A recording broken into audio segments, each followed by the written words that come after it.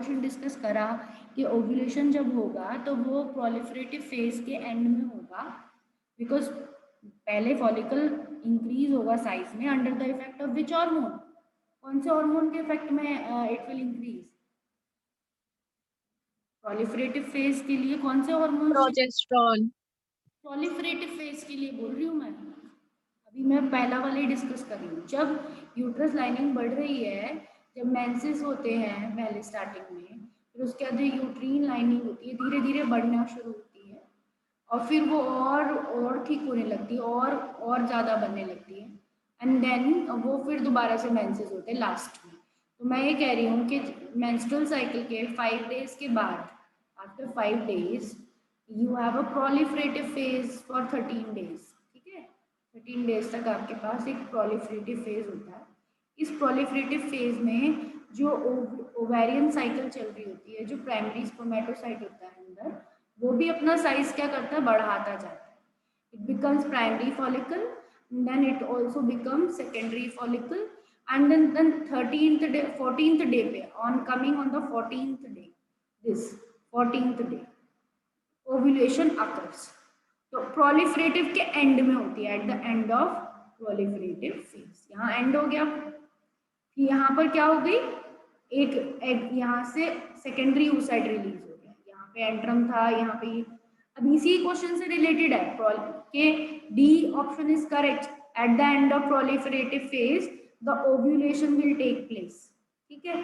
अब question number 2 is asking, is related to that only, कि after ovulation, जैसे ovulation हो गया, ग्राफियन फॉलिकल बन गया, अब ये जो फॉलिकल है मैच्योर फॉलिकल था जिसमें से ओव्यूलेशन हुआ है, this follicle mature follicle is also known as Graafian follicle.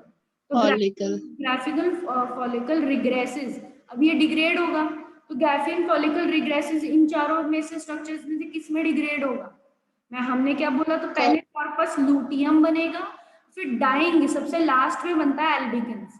पर हमें रिग्रेशन बताना है, रिग्रेशन क्या होती है किसी चीज की, धीरे धीरे ग्रेजुअली स्लो होना। तो ग्रेजुअली तो वो किस में चेंज होगा, ल्यूटियम में, ठीक है? तो प्रोलिफरेटिव फेज के बाद इसका मतलब कौन सा फेज आएगा, which phase will come, luteal phase. क्या बोलते हैं उसे, ल्यूटियल फेज भी बोलते हैं, ल्यूटियल भी बोलते हैं, और एक और नाम बोलते हैं सिक्रीटरी, और क्या बोलते हैं उसे, सिक्रीटरी, दो नाम बोलते हैं। तो it's called luteal and secretory, क्योंकि वो कौन सा हार्मोन रिलीज करता है, प्रोजेस्टेरॉन। कौन सा हार्मोन रिलीज करता है, प्रोजेस्टेरॉन। तो इसका कॉर्पस ल्यूटियम नाम हो जाएगा। नेक्स्ट क्वेश्चन डिस्कस करेंगे हम। नेक्स्ट क्वेश्चन में immediately after ovulation, the mammalian egg is covered by the membrane. Membrane से कवर होता है ओव्यूलेशन के बाद, मतलब जो एग निकला है सेकेंडरी oocyte, ठीक है? तो ये जो एग निकला है, ग्राफियन फॉलिकल को छोड़ दिया इसने, और यहाँ से ये सेकेंडरी oocyte निकला है। अभी सेकेंडरी oocyte के अंदर न्यूक्लियस तो है, हैप्लॉइड न्यूक्लियस तो है, बट इसके चारों तरफ एक पूरा मास ऑफ सेल्स होता है, इसके चारों तरफ ऐसे फ्लावर की तरह सेल सराउंडेड रहते हैं, चारों तरफ से फ्लावर की तरह बोलो, या फिर इसमें सूरज की किरणों की तरह बोलो, कि मतलब पूरा का पूरा ऐसा सर्कल जैसा रहता है। सन कैसे बनाते हैं हम, सन ऐसे बनाते हैं ना, और यहाँ पर उसकी रेज बनाते हैं ऐसे करके, ऐसे तो सन बनाते हैं। तो ये क्या होता है, ये इसको इसीलिए सन का नाम इसीलिए आ रहा है बिकॉज इस लेयर को क्या बोलते हैं, अभी बहुत चल भी रहा है ये वाला वायरस, कोरोना रेडियाटा। क्या बोलते हैं, कोरोना रेडियाटा, जिसके साथ ये आता है या एग रिलीज होता है, कोरोना रेडियाटा होती है, और क्यूमुलस मास भी होता है। Corona radiata, cumulus mass, but corona radiata is the most appropriate, ठीक है? कौन सा लेयर होता है, कोरोना रेडियाटा, ठीक है? नेक्स्ट, तो वो ग्रैन्युलोसा सेल्स की लेयर है जिसके साथ ऊटिड निकलता है, कोरोना रेडियाटा, ठीक है? Next, what is the next question, which of the following events occur correctly matched? कौन से following events जो correctly matched? Try to give this answer. Try to give this answer. भी बच्चा अपना हैंड रेज कर सकता है और आंसर दे सकता है। कौन सी चीजें करेक्टली मैच्ड है? Which of the following is correctly matched? Release of egg 5th day, endometrium ma'am D वाला लग रहा है। release of egg is on 5th day, endometrium regenerates 5 to 10 days, endometrium secretes nutrient for implantation 11 to 18th day, and rise in progesterone level 1 to 15th day. कौन सा वाला correct है इसमें? Ma'am शायद से सी वाला। सी वाला। कौन बच्चा बोल रहा है सी वाला? Raise your hand, tell me your name. एक बोल रहा है सी, एक बोल रहा है सी, एक और कोई और बताओ, कोशिश करो और भी अपने चॉइसेस बताओ, कौन सा होगा? मैम सी या बी में थोड़ा सा कंफ्यूजन है। सी या बी में कंफ्यूजन है, ठीक है, बी होगा इसका आंसर, क्योंकि एंडोमेट्रियम रीजनरेट होती है ना मेंसेस के बाद, ठीक है, एंडोमेट्रियम रीजनरेट्स 5 to 10 डेज, ठीक है। सी क्यों होगा? Endometrium secretes nutrient for implant. Endometrium थोड़ी न्यूट्रिएंट सिक्रीट करती है, एंडोमेट्रियम थोड़ी न्यूट्रिएंट सिक्रीट, एंडोमेट्रियम तो खुद रीजनरेट हो रही है प्रोजेस्टेरॉन के प्रेजेंस में, एंडोमेट्रियम खुद अपने आप को रीजनरेट कर रही है। हाँ, इम्प्लांटेशन के लिए वो प्लेस है जहाँ पे इम्प्लांटेशन होगी, बट आफ्टर प्लासेंटा जब बन जाएगा, जब प्लासेंटा बन जाएगा तभी तो न्यूट्रिएंट देगी, उससे पहले थोड़ी न्यूट्रिएंट देगी। क्लियर हुआ? Okay ma'am. अब नेक्स्ट है क्वेश्चन ये, अब इसको देखो, इसको ट्राई करो। If mammalian ovum fails to get fertilized, अगर mammalian ovum for example fertilize होने से फेल हो गया, तो which one of the following is unlikely? तो क्या चीज नहीं होगी? Corpus luteum will disintegrate, progesterone secretion rapidly decline, estrogen secretion increases, primary follicle start developing. अगर ओवम फर्टिलाइज नहीं होता तो इनमें से क्या होता है? कॉर्पस ल्यूटियम खराब हो जाता है, खत्म हो जाता है, या प्रोजेस्टेरॉन धीरे धीरे कम हो जाता है? हाँ बताओ। ए और बी तो नहीं होंगे आंसर, पर सी डी में से कंफ्यूजन हो रही है। अगर फर्टिलाइज नहीं होगा तो क्या चीज होगी?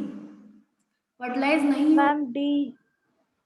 मैम क्या चीज नहीं होगी? हाँ ये पूछिए। डी एस्ट्रोजन सिक्रीशन तो मैम डिक्रीज होता है, शायद गिर जाता है शायद, क्योंकि तब प्रोजेस्टेरॉन बढ़ता रहता है, ठीक है। डी लग रहा है मैम मेरे को। ओवम फर्टिलाइज नहीं हुआ है, यानी कि कॉर्पस ल्यूटियम भी डिसइंटीग्रेट होने लगेगा। मैम सी होना चाहिए शायद। मेरे से तो ए होना चाहिए, क्योंकि अगर फर्टिलाइजेशन नहीं हुआ तो कॉर्पस ल्यूटियम डिसइंटीग्रेट होने लगेगा, पर इन्होंने मैम बस, बट ये तो ये पूछा है क्या नहीं होगा। अच्छा में नहीं बोला, मैम सी है, सी होगा। मैं सोच रही हूँ क्या होना चाहिए।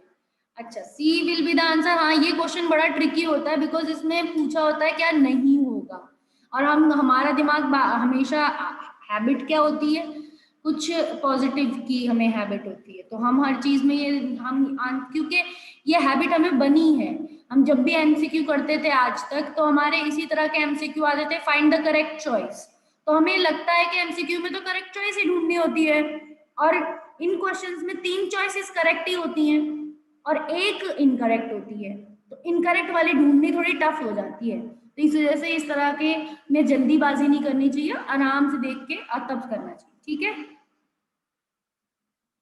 Next question, a human female reaches menopause around the age of, कौन सी एज के वक्त वो मेनोपॉज पे पहुंचती है? मैम इसमें से तो 15 इयर्स ही करेक्ट है। अराउंड एज ऑफ, नहीं नहीं, नो मैं फर्स्ट मेनोपॉज तो 50 इयर्स, 50 years, तो A will be the correct 15 answer. Years तो स्टार्टिंग का होता है, करेक्ट आंसर जब आपने बताया, स्टार्ट होती है। Very good, 50 years is the correct answer. Now next, a reaction of granules contain content which harden the zona pellucida and ensure sure to block to polyspermy। एक ऐसा मटेरियल जो granules में से निकलता है बाहर और जो जोना पेलुसिडा को बिल्कुल टफ कर देता है, हार्ड कर देता है, जिससे कि एक स्पर्म के फ्यूज होने के बाद और स्पर्म फ्यूज नहीं हो सकते, उसको क्या रिएक्शन बोलते हैं, कौन सा रिएक्शन बोलते हैं? Ma'am binding reaction, binding reaction. Okay, acrosomal reaction, cortisol reaction, acrosin reaction या बाइंडिंग रिएक्शन, कौन सा रिएक्शन बोलेंगे? दोबारा से ढूंढो, एकदम एकदम से जल्दी से, खासकर उन क्वेश्चंस में जल्दी नहीं करनी है जिसमें हमें टर्म्स थोड़ी सी न्यू है। जिन ऑप्शंस के टर्म्स हमारे थोड़े से न्यू हैं उनमें सारे टर्म्स को हम थोड़ा सा टाइम देंगे और अपने दिमाग में सोचेंगे कि क्या इसका ये सही आंसर हो सकता है। अब ये कह रहा है, क्वेश्चन ये कह रहा है, क्वेश्चन को भी दोबारा से पढ़ेंगे, फिर आंसर्स को देखेंगे, फिर क्वेश्चंस को देखेंगे, फिर आंसर्स को देखेंगे, फिर यही करेंगे। फिर उसके बाद इससे हमारी थिंकिंग बनेगी, ये पता चलेगा कि reaction of granules content which zona pellucida, ठीक है, एक ऐसा रिएक्शन है जो ग्रैन्यूल्स के फॉर्म में है, जो निकल रहा है बाहर, जोना पेलुसिडा के बाहर आ रहा है, और उसकी वजह से दूसरा स्पर्म फ्यूज नहीं हो पा रहा है, यानी एक स्पर्म ऑलरेडी फ्यूज हो चुका है, उसके बाद होना है इस रिएक्शन को। अगर स्पर्म ऑलरेडी फ्यूज हो चुका है तो एक्रोसोमल रिएक्शन हो चुका होगा, क्योंकि एक्रोसोम की ही एंजाइम से स्पर्म फ्यूज होता है, ठीक है। Ma'am cortical reaction. हाँ, बाइंडिंग, अगर बाइंड हुआ होगा तभी तो एक्रोसोम फ्यूज हुआ होगा। सबसे पहले तो रिकॉग्निशन ही होता है, सबसे पहले तो बाइंड ही होगा, फिर फ्यूज होएगा, फिर उसके बाद एक्रोसिन रिएक्शंस भी एक्रोसोम के ही हैं। अब B option will be the correct, cortical reaction, cortical reaction, ठीक है। अब next question, which part of the sperm play an important role in penetrating the egg membrane? इनमें से कौन सा पार्ट स्पर्म का प्ले करता है इंपॉर्टेंट रोल को पेनिट्रेट करने में, स्पर्म के हेड को मेम्ब्रेन में कौन सा पार्ट करता है, जल्दी बताओ। Ma'am acrosome D. एक्रोसोम, ठीक है। तो जो कैप लाइक स्ट्रक्चर होती है वही उसको हेल्प करती है, क्योंकि उसी में एंजाइम होती है, हायल यूरोनिडेज नाम की, HYAL, हायल यूरोनिडेज, URONIDASE, ठीक है। तो वो हायल यूरोनिक एसिड की बनी हुई होती है और वही क्या करती है, स्पर्म को फ्यूज कराती है। Next question, in oocyte secondary maturation occurs in, secondary maturation oocyte में कहाँ होता है? ओवरी में, एब्डोमिनल कैविटी में, फलोपियन ट्यूब में या यूट्रस में? Ma'am C. Fallopian tube, ma'am ovary. Very good, C fallopian tube. Secondary maturation की बात हो रही है, यानी सेकेंडरी स्पर्मेटोसाइट, सेकेंडरी स्पर्मेटोसाइट जो अभी वीडियो में भी सुना था कि सेकेंडरी वाले की मैच्योर होना सेकेंडरी वाले का काम है आफ्टर फर्टिलाइजेशन। जब फर्टिलाइजेशन होता है, जब स्पर्म आते तभी ही सेकेंडरी मैचुरेशन होगा, वरना सेकेंडरी oocyte ही डाई हो जाता है, ठीक है, वरना सेकेंडरी oocyte स्टेज में ही the secondary oocyte will degenerate, 2 दिन तक रुकता है, अगर स्पर्म मीटिंग है या फिर स्पर्म आए हैं तभी वो क्या करेगा, सेकेंडरी मैचुरेशन कंप्लीट करेगा, अदरवाइज इट विल। तो ये कहाँ होगा, फलोपियन ट्यूब में होगा, उस वक्त ये फलोपियन ट्यूब में होगा एग, तो फिर सेकेंडरी oocyte मैचुरेशन भी कहाँ होगा, फलोपियन ट्यूब में। Clear? Yes ma'am. Next question, besides the activation of egg, another role of sperm is to carry to egg. Egg को एक्टिवेट करने के अलावा स्पर्म का रोल और क्या है एग के लिए? एग के लिए स्पर्म का और क्या रोल है? RNA, माइटोकॉन्ड्रिया, DNA या ribosome? Ma'am ma'am B. DNA लग रहा है। Ma'am mitochondria.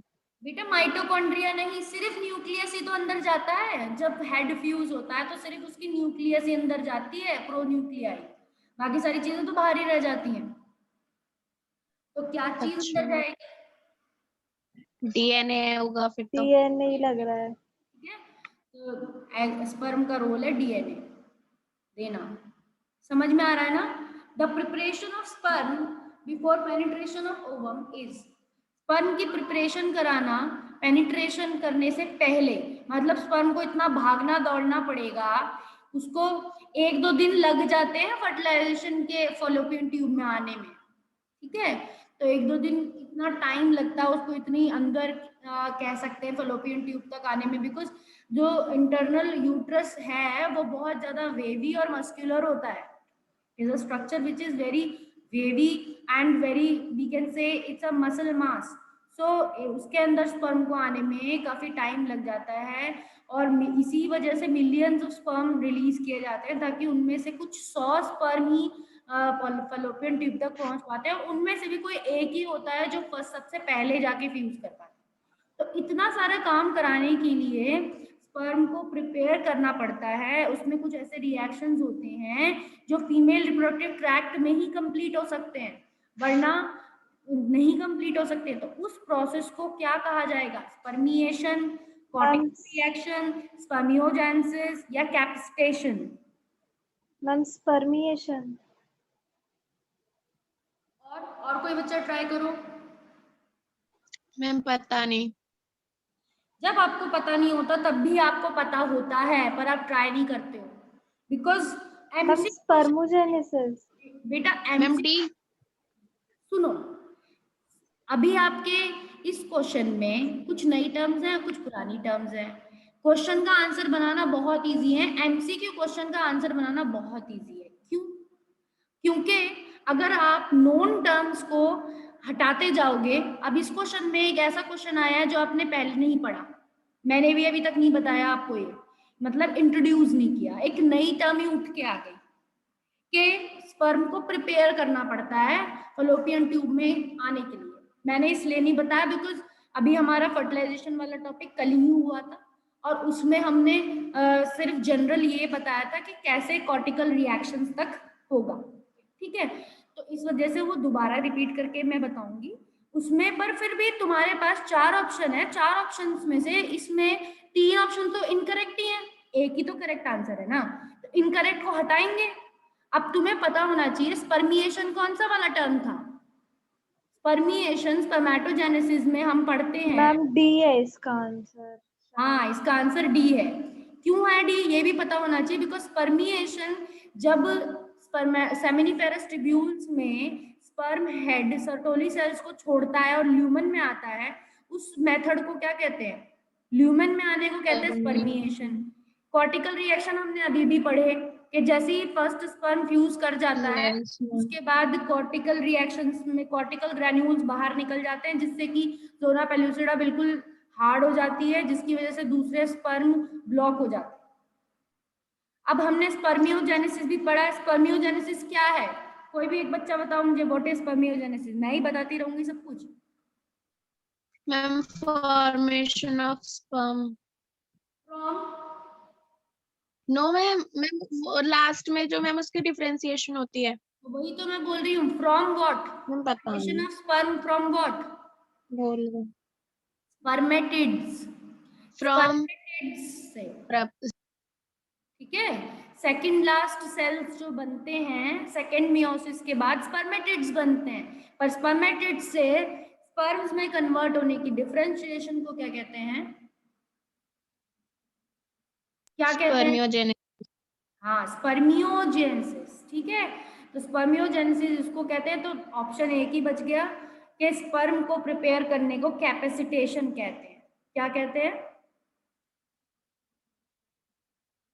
कैपेसिटेशन.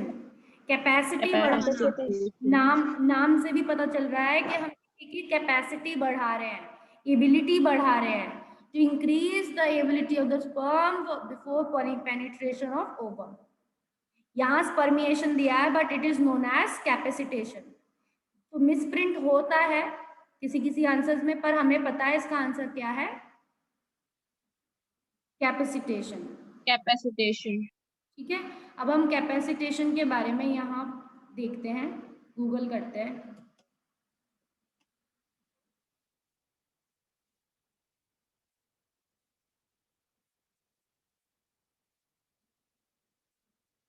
ये तो फिजिक्स का कैपेसिटर खुल गया.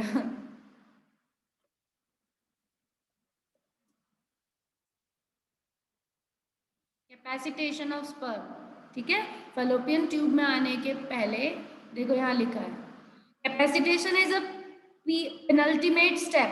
Capacitation is the penultimate step in the maturation of mammalian spermatozoa and is required to render them competent to fertilize fertilize an ovum. This step is biochemical event. The sperm move normally, look and mature prior to capacitation.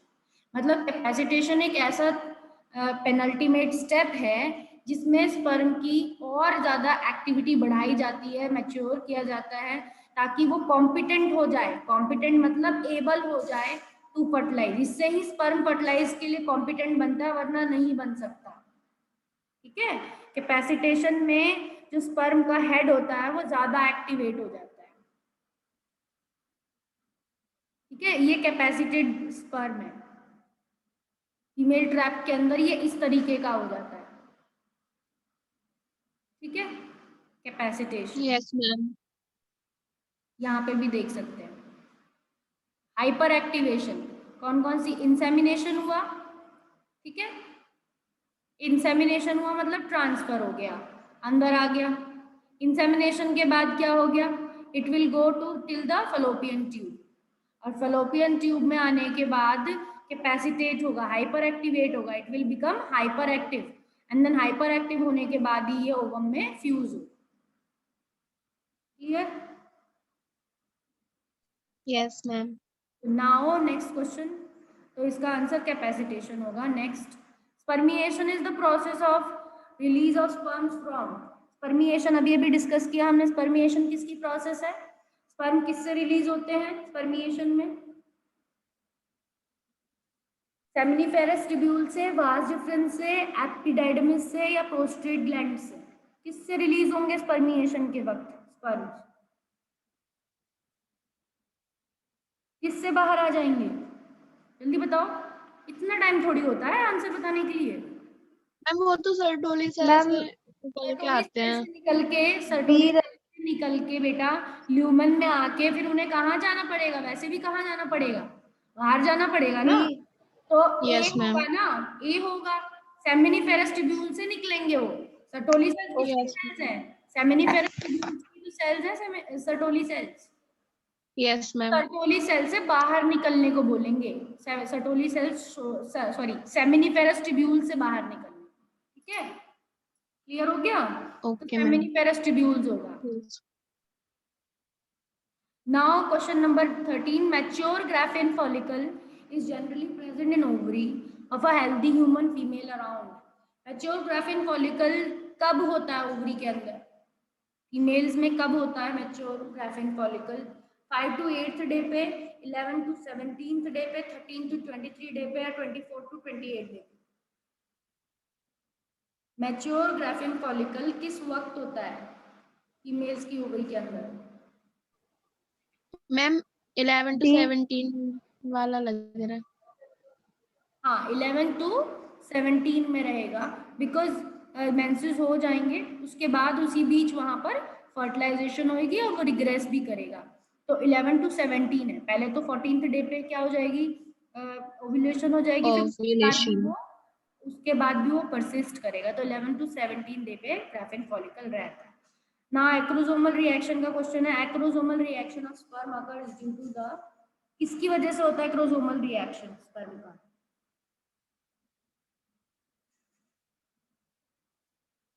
किसकी वजह से होता है acrosomal reaction? Tell मी.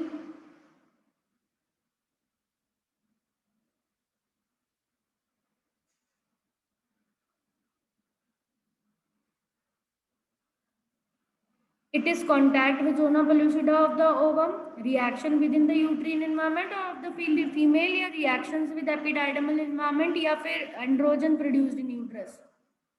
Acrosomal reaction किसकी वजह से होगा? Contact of zona pellucida of the ova. ठीक है. तब होता है एक्रोसोमल रिएक्शन. जैसे ही वो जोना पेलुसिडा से हेड फ्यूज करने वाला होता है उस वक्त क्या होता है? Acrosomal reaction. Clear? Yes ma'am. आपको नेक्स्ट लिंक भेजूंगी और उसमें आप रिज्वाइन करोगे. ठीक है.